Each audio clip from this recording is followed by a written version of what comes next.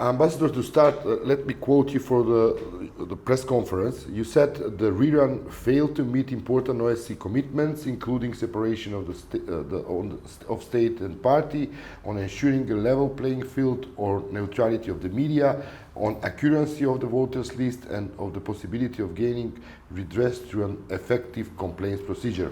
Would you be so kind, Ambassador, to illustrate concretely your findings? Well, when it comes on the separation of party and state, first of all, we feel that the role of the Minister of the Interior did not really observe the separation. We had discussions with them around this point, and they feel that the Minister is not an employee of the ministry and in so far not covered by these legal provisions. That is, I think, Article 9 of the election law and Article 32 of the law on the Ministry of the Interior. But we feel differently because particularly the Minister of the Interior plays an important role in the elections. They have, of course, one of the key roles in providing the data for the voters list. Then they are in charge of security around the elections, which went well this time. And then they also are in charge of issuing ID cards. That is why I think a clear separation between the obligations of the Minister of the Interior and the activities as an election campaigner is important. Another point is that some municipalities paid for election campaign expenses. That seems to have been the case with DUI. And then sometimes also facilities or state vehicles were used. Now, when security is involved, it is justified that the Prime Minister has a state car to use. But I think this went beyond.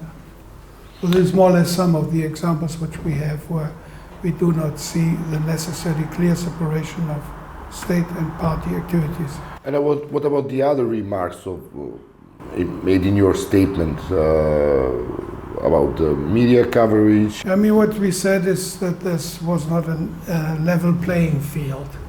It's as in a soccer match, and one of the teams has to play uphill. And this was mainly caused by indeed biased media coverage, particularly by the three main private TV channels. Then there are also much higher campaign income and expenditures on the part of the main governing party, and then the use of the advantages of the incumbency. Of course, you have this to a certain extent everywhere. We speak in Germany about the Chancellor bonus, but this was rather developed here, I would say. Okay, what about your remarks about the accuracy of the voters list? Yeah, I mean, there were people, large numbers of people, who were registered at the same address. And then the complaints that were lodged with the DIC, one by DUI and another one by SDSM, were not investigated because the DIC is not in a position to do that. And the Ministry of the Interior just said, we have done our due, and that's the DIC who have to deal with it.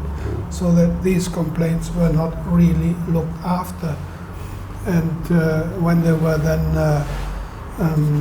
dismissed, there was the court that would decide. But I mean, what was necessary was an investigation of the underlying facts, and that could only have come from the Ministry of the Interior, who we think should have had an obligation to do that.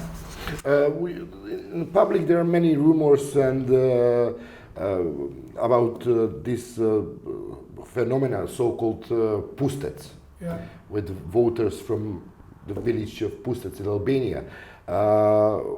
Did you find something substantial on this which could prove those rumors, or? I mean, the question is partly a legal question, whether a voter who lives in Pustec could vote and where he could vote, whether at the embassy in Tirana or somewhere here in the country. I've been directly seeing this a year ago in the center here in Tirana, in Skopje. Skopje. But this year, just we followed the discussion, and